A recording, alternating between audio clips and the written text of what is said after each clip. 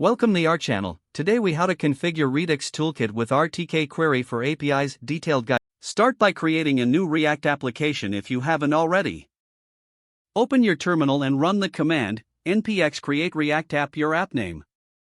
Navigate into your new app directory by using cd your app name.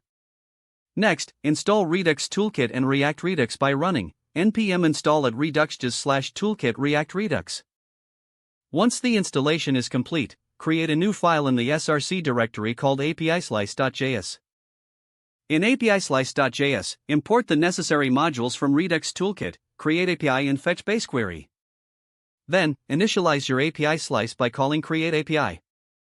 Set the base query to fetch base query with the base URL of your API. Define your endpoints within the create API function.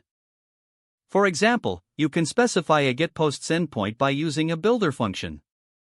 In the builder function, define the query for the getPosts endpoint, returning a string with the API URL.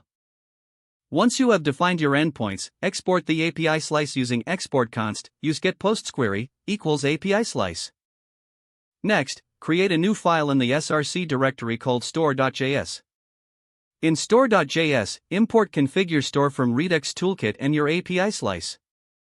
Create your Redux store by using configure store and passing in an object with a reducer set. Export the created store instance. Now, open your index.js file.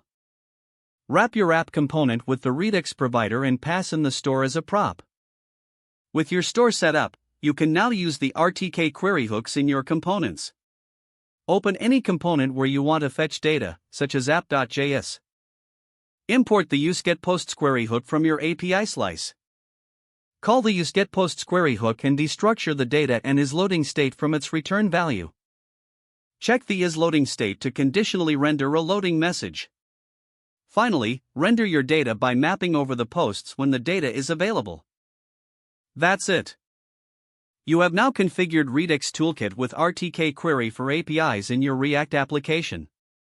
If the page does not load, refresh the browser or try again in a private or incognito window. Make sure you are using the correct email address, then retype it carefully to avoid small typos. Don't forget to like this video and subscribe to our channel for more step-by-step tech guides.